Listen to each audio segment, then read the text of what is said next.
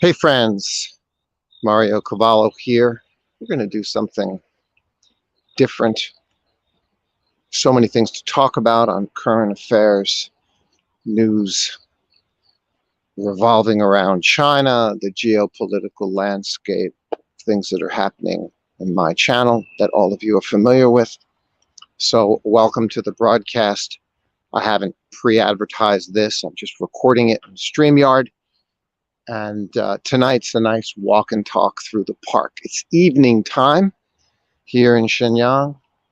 9:45, the stock market opened up, which is another joke. The world is literally on fire and the stock market is going up. That alone should tell you everything you need to know. Couple of specific things on my mind because this has come up several times. The world right now, if you don't feel burdened about what's going on, okay, you're not paying attention. Me, my wife says I'm always paying too much attention because I feel burdened about what I see happening across the world. That's the trouble with being awake.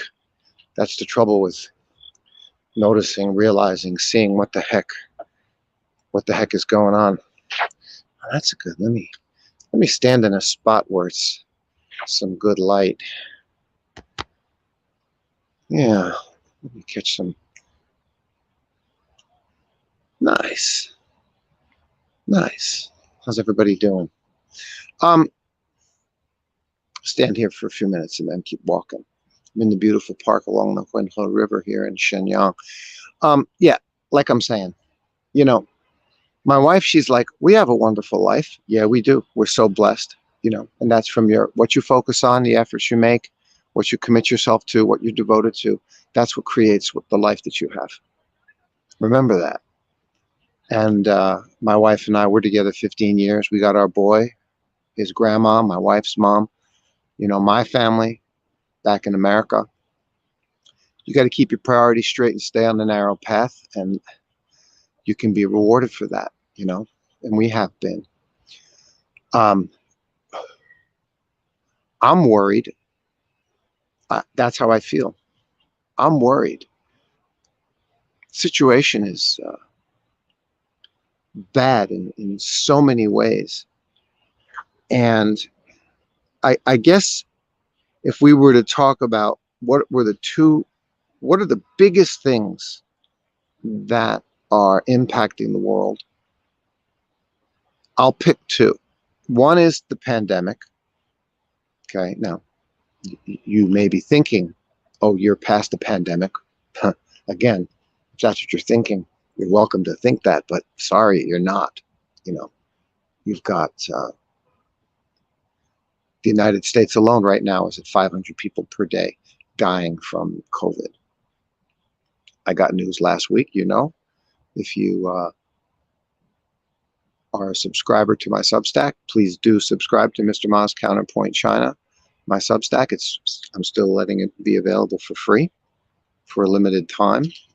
I wrote a memoriam for a friend who went with his daughter from Germany, landed in the United States last summer. Upon arriving, they both caught COVID. 30 days later, he was dead. So, it ain't the flu. You need to understand that, you know. So the pandemic, and even actually, regardless of that, the pandemic, no matter however you might see it and judge it, has devastated the world economy, and it's not over yet, right? There's lingering effects from what has happened.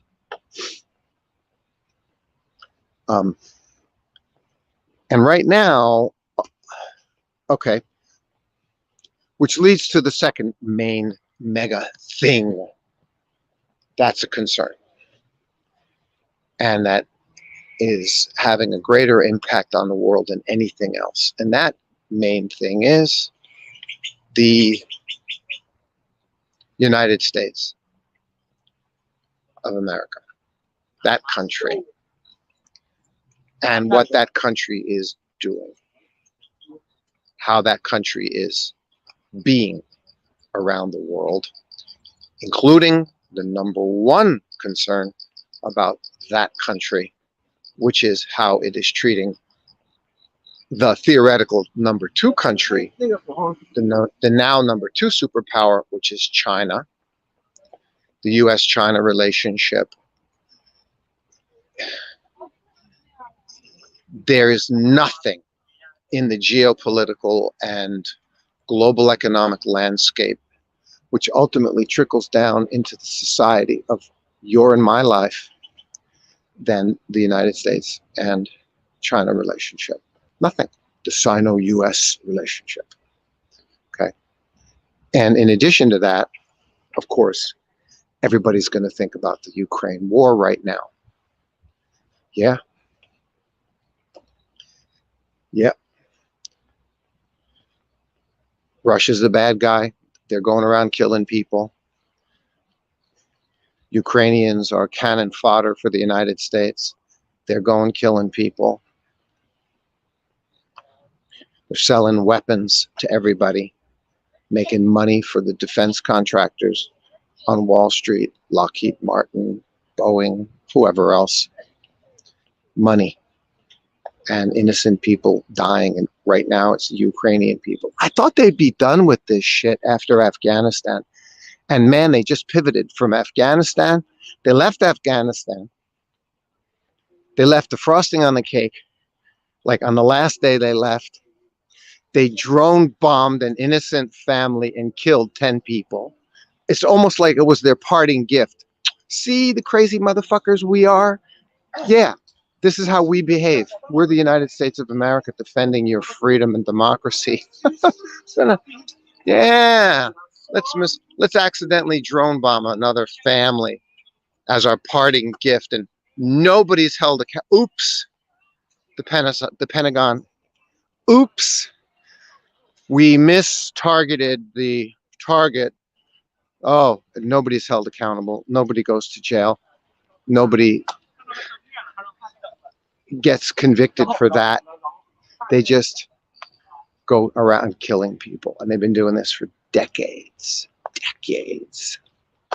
So, and now they pivot after Afghanistan. What had been said since 2014, right? Specifically and exactly, they went in and installed their puppet.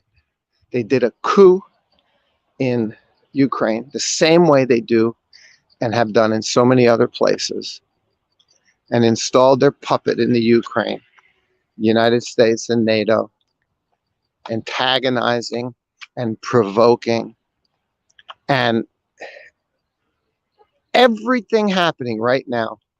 And all I'm caring about when I say all this right now is, imagine if you were living in a country and you were like the Ukrainian people whose lives have been destroyed, and the Afghan people before, though the current Taliban, they're not, don't seem to be treating people very well either. So there's lots of bad people. There's lots of bad parties on the planet besides the United States. That's for sure. Could you imagine? I mean, I'm thinking about the Ukrainians, right? They're devastated, right? They're devastated. And they didn't have to be, because all Ukraine had to do was follow what had been agreed, which was called the Minsk Agreement. And everybody knows what the Minsk Agreement was. It was no problem, okay? And behind the scenes, the United States wouldn't back it, wouldn't let Ukraine follow it, making and provoking trouble. Don't believe me, I'm a tiny little guy. I'm not expressing my opinion to you. I'm telling you what, just, go check with the 6 multiple experts who are the expert political analysts, nice motorcycle, of what happened. And all I'm doing is relaying to you This is what is known in the historical record. So I'm not sharing opinion. I don't want to be criticizing anyone for going around killing people. I wish they wouldn't do it, but they are, and they do. I'm supposed to be grateful that because I'm an American, I'm at least free to talk about the fact that they do go around killing people. So I'm supposed to be grateful for that freedom of speech, right? Which buys me a cup of coffee, because for decades, going back to the Korean War, going back to Jane Fonda up on the tank protesting in the Vietnam War, oh, you got all the freedom of speech in the world that you want. And we, the ones in power, yeah, we give you that freedom of speech. It's precious. Yeah. And we don't do anything. We don't listen to you. Yeah, go on the street, go rah, sis, boom, bah, scream, yell, raise your signs, stamp your feet, go ahead.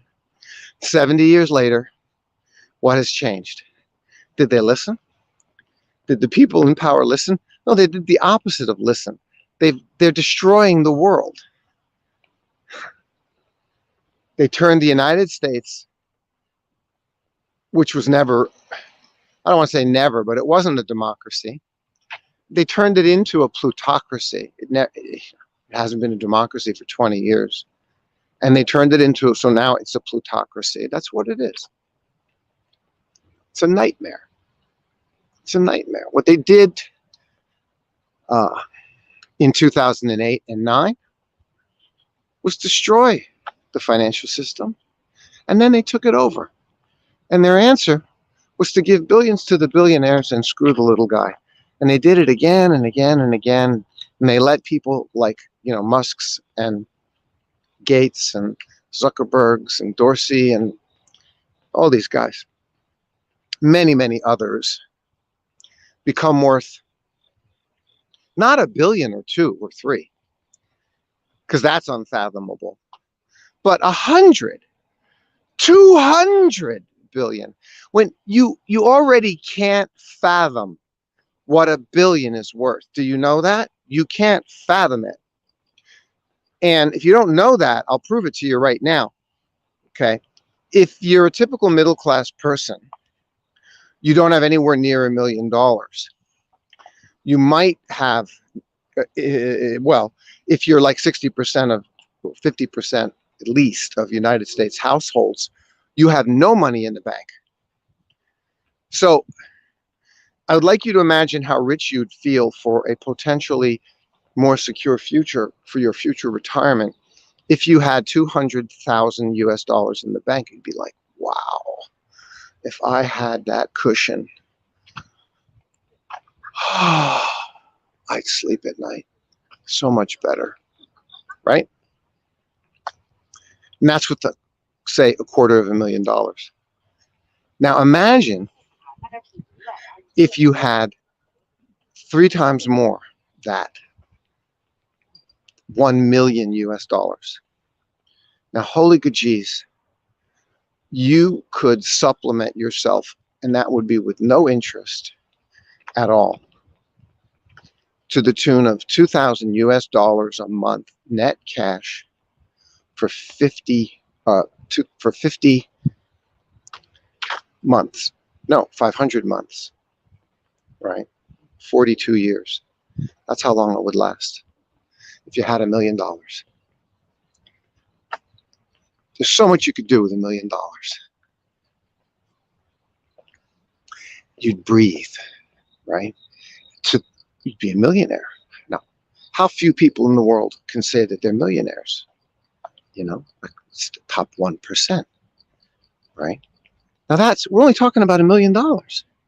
So now, let yourself feel how it would really feel to see your bank account with $1 million in it, and know what that meant for the security of your family. You would be like, I made it.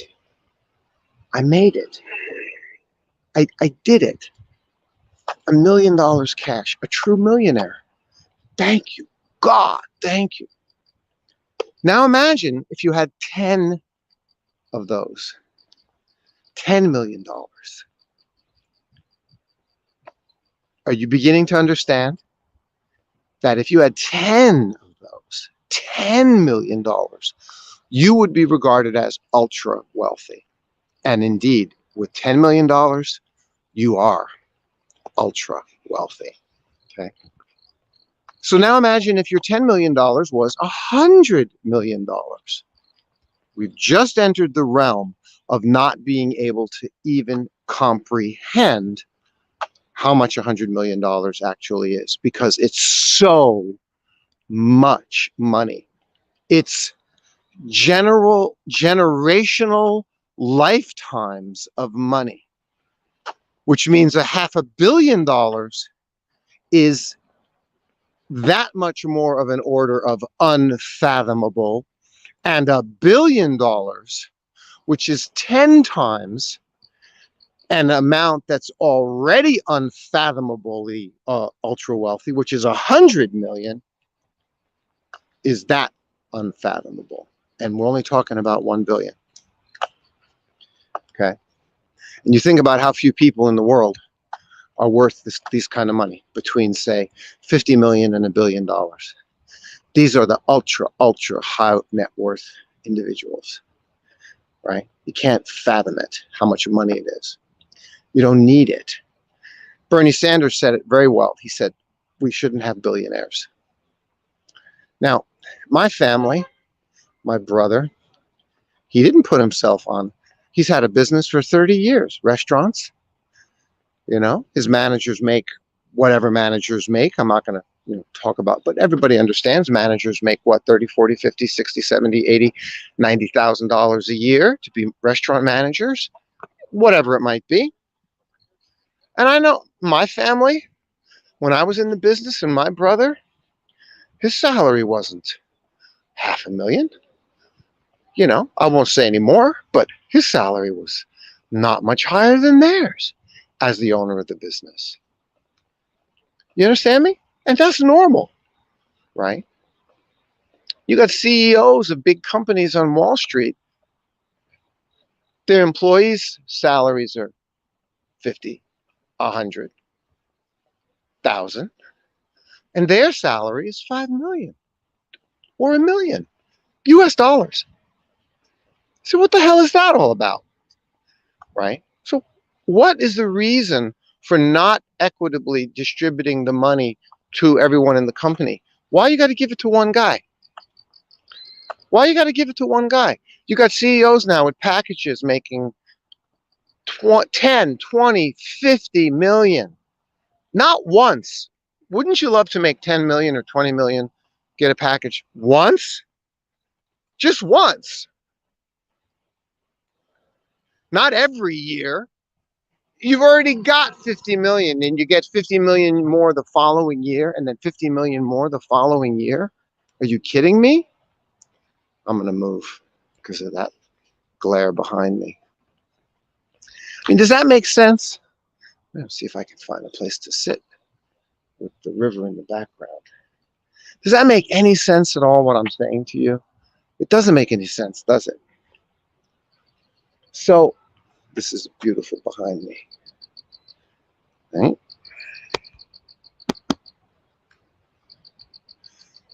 Yeah, there we go. Nice. So the system is a mess. Richard Wolff is very good, talks about this. The system is all wrong. It doesn't reward the society. And China won't go along with that.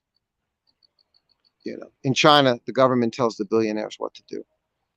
In the United States and other countries in the West, the billionaires tell the government what to do. That's the difference. China cracked down on the billionaires, starting with Jack Ma. Says, hey, wait a minute. You're not going to just keep making billions and billions and billions without consideration for what's going on with the society. That ain't going to happen. The Chinese government told the businesses. And that's what I'm talking about.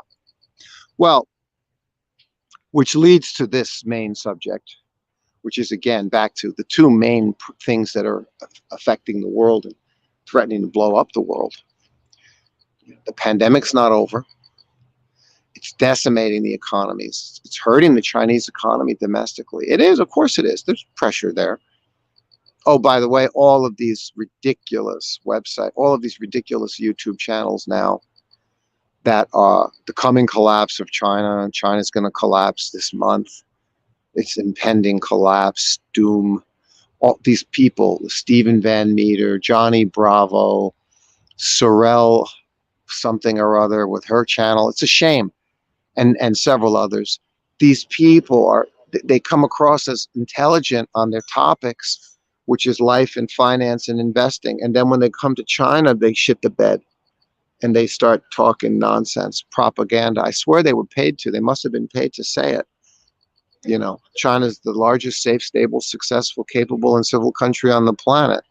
It's rising and rising and rising. Yes, of course, there's economic pressures internally. The zero COVID policy puts a lot of pressure on the economy. Yes, yes, yes, yes, yes, those things are happening. Yes, the large real estate developers are overextended. Yes, the real estate market's collapsing. No, no, it's not. It's not even close, you know. Let me ask you if this is a real estate market collapse. If over the last 20 years, real estate went up by a factor of 10, so your home was worth $80,000, and on average now it's worth $800,000. Then the real estate market collapses, which would be back down 20%. So now your home is only worth 600,000 instead of 800,000. Is that a disaster? No. Now let me clarify for you even more so how that's not a disaster. Do you know how many homes in the United States are mortgaged? And I'm talking the currently 2020, 21, 2022. Somewhere around 60% of homes in the United States have mortgages. Do you know how many homes in China and approximately 60% of a home ownership level in the United States? Do you know what the home ownership level is in China? It's over 90%. No, not over 90%. It's 90%. Okay, it's gone down a little bit. I heard the latest statistic is like 89.2% of homes, of households that you see, apartment buildings right there. 6 buildings, 30 stories each. And 90% of the people in those buildings are not renting. They own their home. Are you with me? They own their home. Okay. And of all of these homes that are owned in China, okay, what is the level what is the percentage of homes that have mortgages in China today?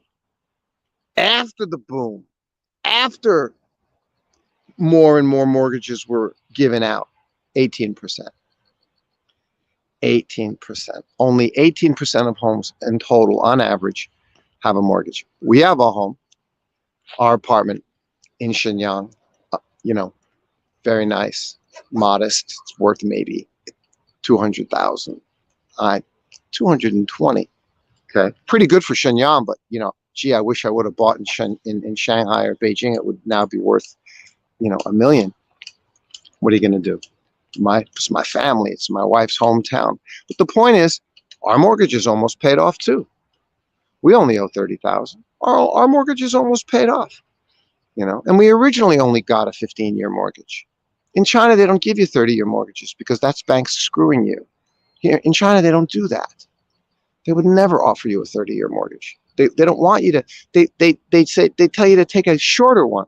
We were offered a choice of a 10 or a 15, and encouraged not to take the 15. It's a different thinking. The system in China is not trying to screw the society. The system in America, Washington, Wall Street, the big corporations, lives on screwing the society. And you can see the meltdown. It's happening. Again, it's not my opinion. It's a heartbreak, right? It's a heartbreak. So anyway, even though I didn't advertise, a couple of people have come on the live stream to watch. Hello, Tomiputra from Indonesia. Yeah, that's great. Indonesia. I've never been, not even on a beach holiday to Bali. got to get there and come do that and enjoy the wonderful culture there. Yeah, that's great. Um, so yes, I'm talking about the economics of the situation in China. Now I want to move on to the bigger problem, and that's the United States is in the process of wanting to wreck the entire world, including China. They are intentionally provoking and sabotaging and breaching the relationship with China. They've intentionally, knowingly broke the one China policy, and then they act like they're not. Then they act like it's China causing the problems. That this is their MO.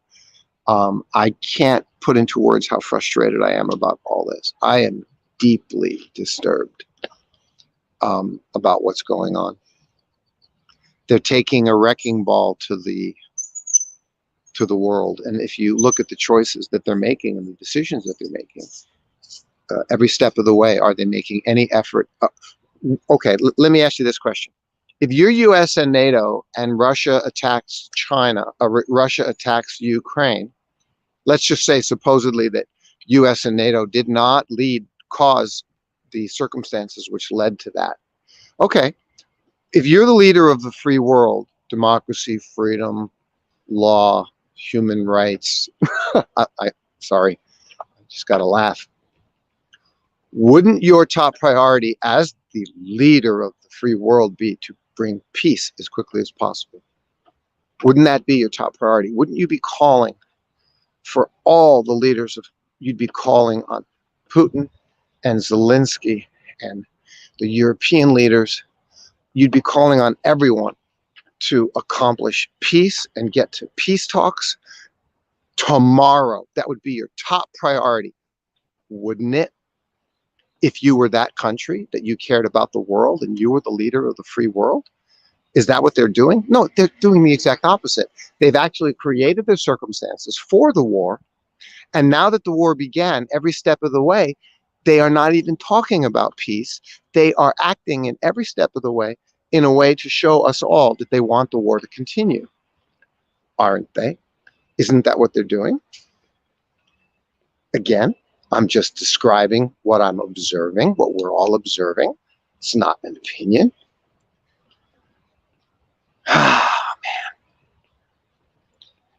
One of the senior statespeople for the United States government, her name is Nancy Pelosi, was told, we regard this as a breach of the one China policy, which is the most important, the foundation of international diplomatic relations and the foundation of diplomatic communication between the United States and China is the one China policy, the three communiques of Shanghai.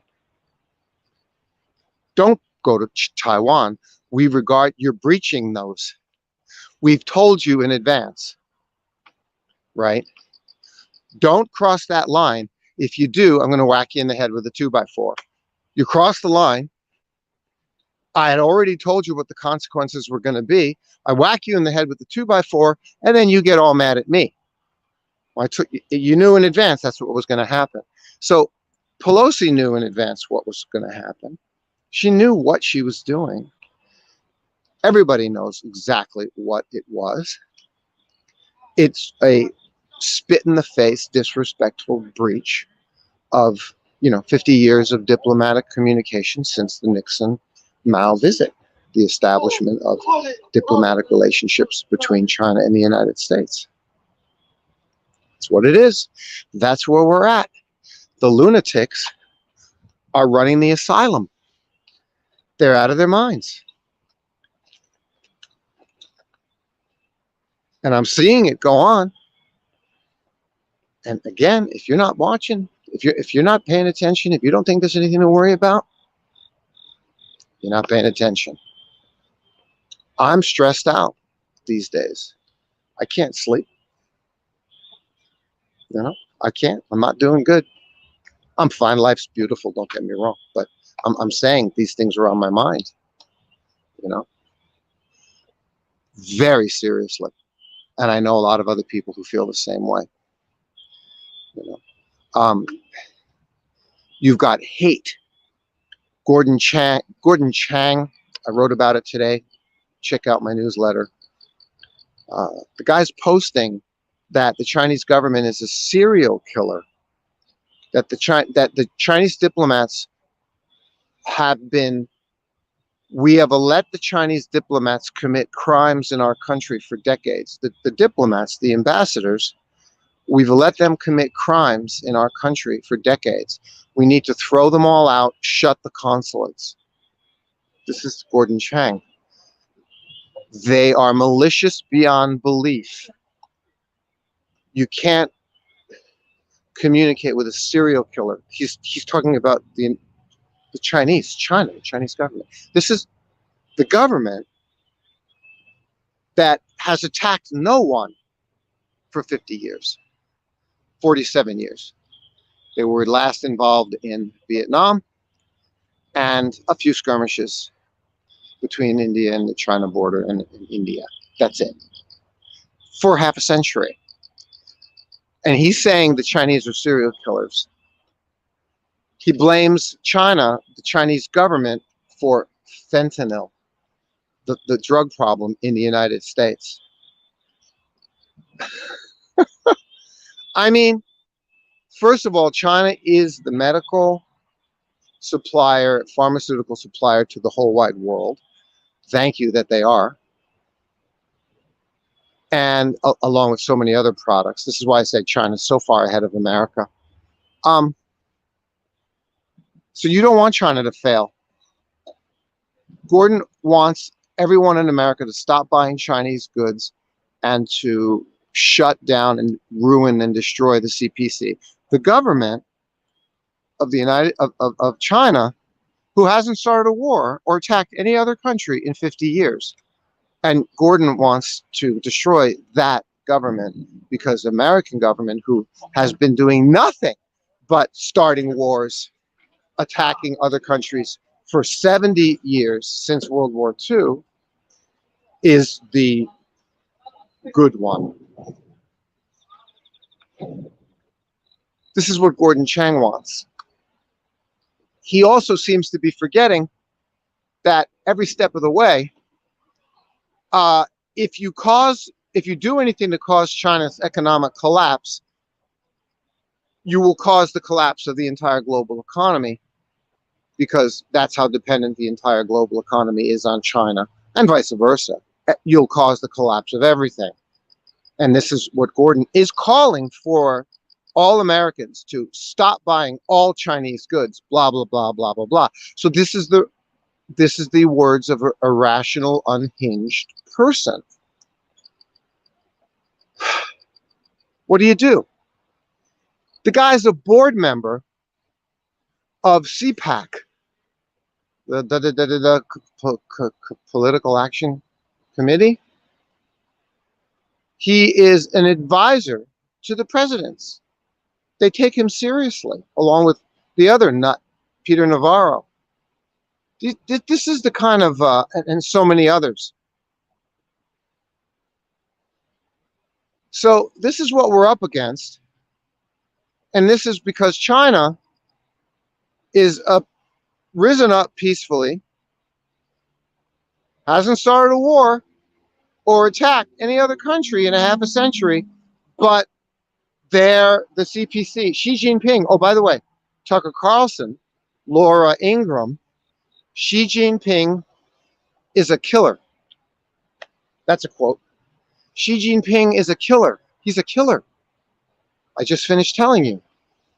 They haven't started a war or attacked any other country in 50 years, correct? Correct. 47 years.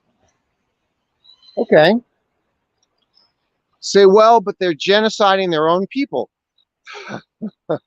That ridiculous CNN journalist interviewing Roger Waters, that's what he said. Well, they're killing their own, because he believes that they're killing their own when they're not killing their own. Roger Waters said that's a bunch of bunk. Of course it's a bunch of bunk, referring to the Chinese have genocided 1 million Uyghurs, their own population, the Uyghur minorities. Yeah. The Uyghur population has grown from 10 to 12 million, 25% over the last 10 years. They have, because they're a minority of all the minorities in China, they get free healthcare and other favorable education, and their population is thriving, and their annual per capita income is going up thanks to the poverty alleviation programs to help them get jobs. This is what's going on. Last month, 30 ambassadors, diplomats from Muslim countries from all over the world again went back to Xinjiang and visited again and marvel at what they see. There was terrorist attacks. China had to get them under control against the extremists, the Uyghur extremists, and did so by a broad re-education campaign instead of doing what the United States would do and has done, which is kill all the Muslims. Just go ahead and go in and bomb them. Go in and drone bomb them. Did China drone bomb them, including all the innocents? 500,000 Iraqi men, women, and children. Hundreds of thousands, I don't know the exact number, of Libyans, Syrians,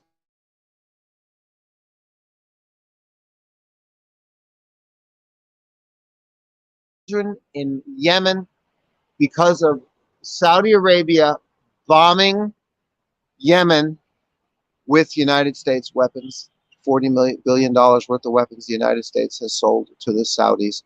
So the ones killing all the Muslims, I laugh when I see this poster. We killed all the Muslims in Syria and Iraq and Libya and a few other countries, but we're concerned about the Muslims in Xinjiang. Yeah, right. Sure you are. So the CIA, as we know, worked with private terrorist organizations in these countries. That would be the Taliban in Afghanistan, and worked with them to recruit the Uyghur extremists out of Xinjiang, train them to be motherfuckers, train them to be evil killers, send them back to Xinjiang to disrupt China's economy. And the East Turkmenistan ETIM group was formed, and they slaughtered 200-300 innocent people, terrorist attacks, brutal in Yunnan and Xinjiang, Yunnan at the train station. And China, you know, if you had a terrorist attack from a bunch of Muslim extremists like that happening in Chicago or Dallas, Texas, what would you do? I mean, you would respond, you know, call in the National Guard. And again, in the case of the United States, the military, and they just kill everybody. They drone bomb the hell out of everybody. They kill them. They don't make an effort to, oh, we don't like your behavior, we're going to try and re-educate you. No, the United States does not do that. So China doesn't go and kill them all. They make an effort to re-educate them. But this is called now concentration camps. Oh, okay. Yeah. And the number went from 1 million Uyghurs to 3 million to 5 million.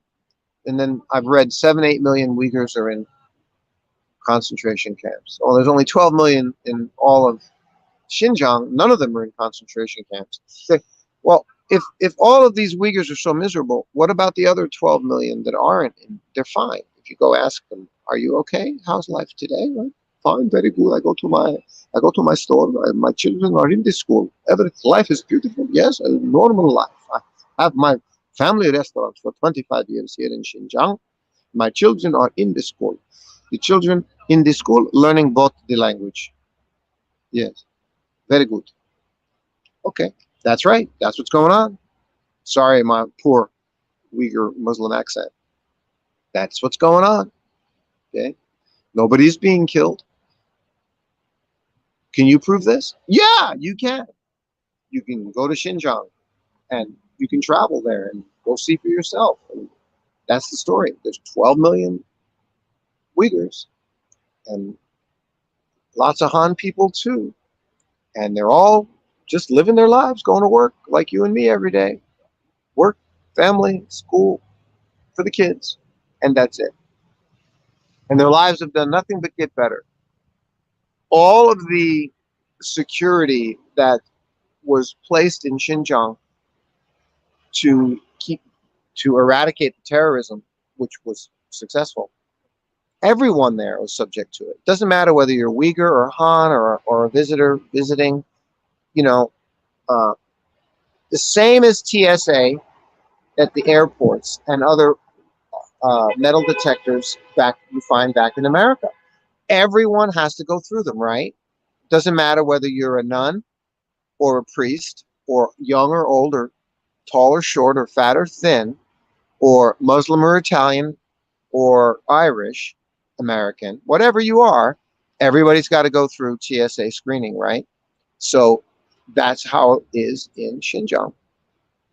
End of story. Nope, nobody can. Oh, you Mr. Ma. Oh, Italian guy. Yeah, you know, come on, you can go through. No. Everybody's got to go through. So nobody was discriminated against. The Uyghurs are not discriminated against unfairly. It was to keep everybody safe. I'll wrap it up on this point. To keep everybody safe is China's public health policy. Everybody's subject to it. Everybody. Me, my wife, my mother-in-law, our 10-year-old kids, they're going back to school next week. China's zero COVID policy is correct. It's not easy. It's taking its toll on the economy, but it's correct. Why don't you think about the fact that there's 5 million people here who didn't die? 5 million people by now would already have been dead if China didn't do zero COVID. Oh, yeah, but what happened in Shanghai? And yes, that was a nightmare and it went out of control and people suffered for a few weeks. You're absolutely right. Yep. And the people who screwed that up are held accountable and lost their jobs and probably some of them even in jail because there's accountability in China when mistakes happen. So that's the story, and that's the truth, and that's the reality. The public health policy keeps China as close to zero COVID as possible. That's the policy. You want to ask me if it's going to change? I'm telling you point blank right now, it is evolving, but it's not going to change. It's not going to go away if that's what you mean. China's zero COVID policy moved from 7 days incoming at the border. I told you all a year ago that slowly evolving it.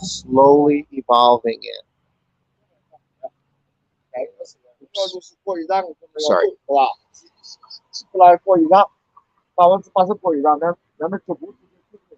Wow.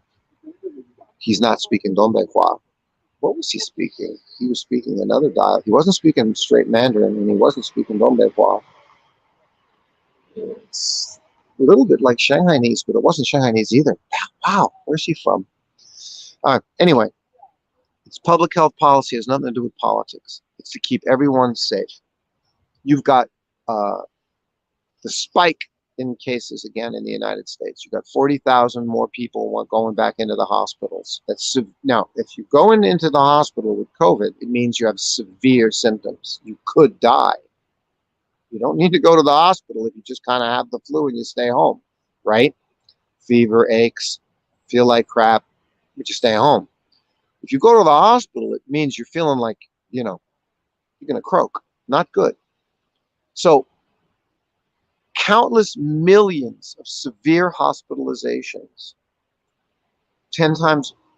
5 to 10 times more than the number of deaths that have been avoided. And the number of deaths that have been avoided is about 5-6 million if you compare the populations, because in the United States, you got about 1 million who've died so far. And here you've got 4 times plus the population, you know. So it's public health policy, okay? And they are evolving it, but it's not going to change. Now, I am going to stop before I get off, and I'm going to look back down. It's very hard for me to do 2 things at once. I'm going to look back down at my screen, and I see that Brooke, hi Brooke, has also joined Tommy Putra in the chat. So now I'm gonna go back here and take a look. What? Hi Brooke from Washington, nice. Yeah, right. U.S. Everything with the U.S. is about containing China. Oh, did you all see the report? The update report about the story of what happened in the UK. The UK knew there was no problem whatsoever with working with Huawei and its 5G system, and the United States went in and just screaming bloody murder at UK to kick Huawei out for no reason other than competition. And so the truth finally comes out, which we've been saying this all along. Yeah, yeah, right, exactly. What, Air Force speeches by these military guys, and he mentioned China 27 times. Oh my God, unbelievable. Yes, uh, Tommy Putra, read my article, which has got a podcast. I did audio about Gordon Chang. He's out of his mind. He's out of his mind, and uh, I made a personal decision not to go digging on Ambassador Burns in Beijing. I'm staying quiet about him, but everybody else is saying what is necessary. His tweets as an ambassador are completely inappropriate for an ambassador. I don't know what he shouldn't be doing that. Absolutely, absolutely. Um, yeah, there's just things are out of control. Uh, I want to go back to the Taiwan thing. I'm going to wrap up on this Taiwan. I'm going to take 2 minutes to wrap up on Taiwan. Listen to me. Thank you, Nancy Pelosi. Please read my article about the new Taiwan paradigm. I explained it clearly. China has taken control of the Taiwan situation. Uh, the situation is, I think, actually better now and more stable. And the reason is because it's a new permanent new normal. And that new permanent new normal is zero trust by China toward the United States, which is appropriate. They intentionally breached. They know exactly what they did. They act like they didn't know what they were doing, but they knew exactly what they were doing. And yeah, even Ambassador Burns's interview with Selena Wong with CNN was a joke. It was ridiculous. China destabilizing the situation. America destabilized the situation, and they did it intentionally because that's what they do. You know, that's their foreign policy modus operandi. That's what they do. They intentionally provoke and destabilize. God, it's just horrifying. So, but I actually want to say that, as I explained in that post, um, we now have a brand new situation. We are way beyond. We are way beyond the one China policy. We've got the new Taiwan paradigm. That's my hashtag, baby. New Taiwan paradigm, and that is China has taken control of the Taiwan situation. Nice. Taiwan has taken control of the Taiwan situation. China has taken control of the Taiwan situation because of Pelosi going there, spitting in their faces. She intentionally or unintentionally, maybe it just slipped out of her mouth. She referred to Taiwan as a country in her remarks while she was on the ground in Taiwan. No one has since apologized for her remarks. She referred to Taiwan as a country. Our countries is what she said it. She didn't afterwards apologize. She didn't say we fully support the one child policy. I misspoke. I apologize. She didn't say that. The Biden administration didn't issue an apology that she referred to Taiwan as a country, which it's not. Its own constitution, its own legal papers don't even refer to itself as a country. She didn't apologize. I mean, it's just spit in the face. So the Chinese have got it. They figured it out. Finally, the situation is again my. This party's over. The ship has sailed. The train station, and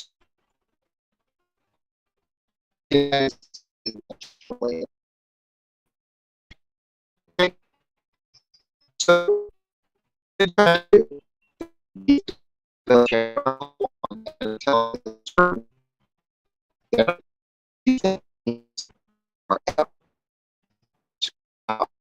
United States, with or without the DPP, to take over Taiwan, like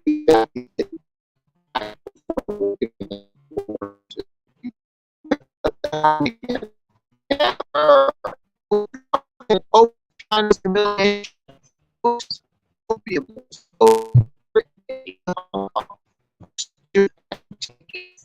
taking forms.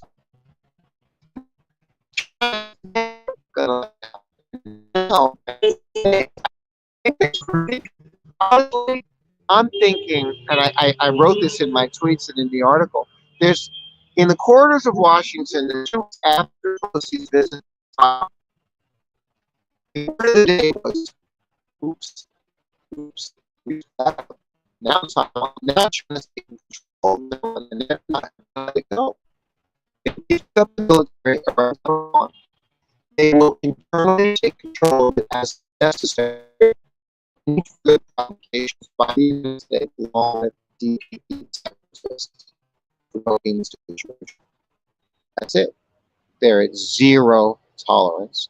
China's in control. That is the president is not the only steps of any this treaty the final for the course of time.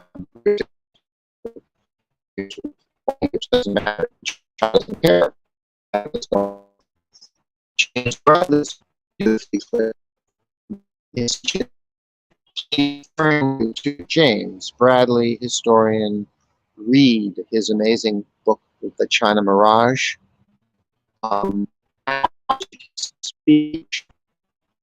His about his book. He said it very clearly. China is necessary for China to overcome. Again, stupid Westerners. Provoking China created this by provoking China, by provoking Hong Kong, by funding through any national endowment for whatever democracy, which is a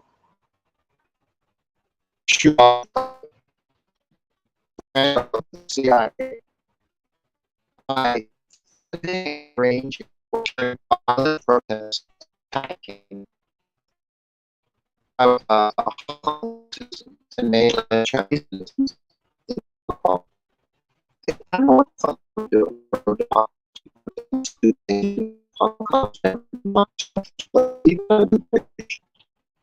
Pro-democracy protests. It's ridiculous. So they did China. They forced China's hand to make safe what they did. It's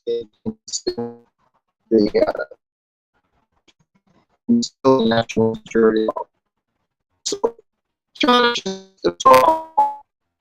and the same thing with Taiwan. She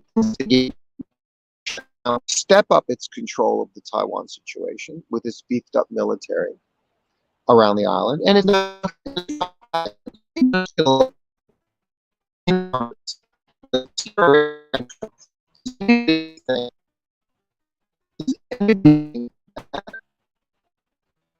China is going to let their guard down. If you think that I'd love to know that's not happening,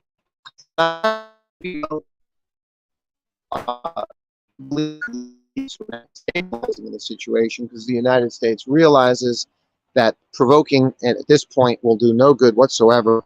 We'll just push China closer to it, just by its own internal channels. It'll just take control of Taiwan, the internal diplomatic and internal government departments. That's how they go. If they really, it won't hit the United States. And don't attempt to officially, legally declare to happen. Just like, I just said it, just like China absorbed Hong Kong back into its mainland fold, the same thing is ultimately going to happen with Taiwan. It's just a matter of time. It's not going to go any other way unless the United States drops nuclear bombs again, like they did on Nagasaki and Hiroshima. Only the extreme measure. Only the extreme measure. China itself will never attack Taiwan or invade Taiwan. They will never be the provocateur. Never. China's military is defensive, 100% defensive. It exists in the event of someone trying to take over one of its provinces, which would be the United States, that province being Taiwan, with the DPP extremists in the government there. If they attempted to take over Taiwan, do you hear me? Okay. If they attempted to legally declare Taiwan independent, which they can't legally declare Taiwan independent because that would be the definition of not being a democracy. Ah! I hope you caught what I just said. The very definition of democracy would not be declaring Taiwan independent. That would be not democracy. Okay. Jesus. So that's the story with Taiwan. Every time you hear anyone talk about the danger of China coming closer and closer to invading Taiwan, every time you hear that, you're hearing complete misinformation. You're hearing a distortion of reality. China's military is defensive, has absolutely no intention of invading Taiwan, its own country, its own people. The relationship between China and Taiwan is very positive and fruitful.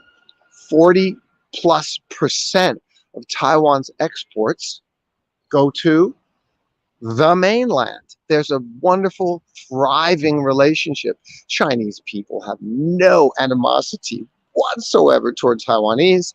Taiwanese do not have any animosity toward mainland people. And that's the end of that. It's not like, you know, you got some Chinese who are quite resentful toward, still residually resentful toward Japanese. Well, you know, yeah, the massacre of, 250,000 Chinese by the Japanese in Nanjing, for which they won't acknowledge and apologize, is rough stuff.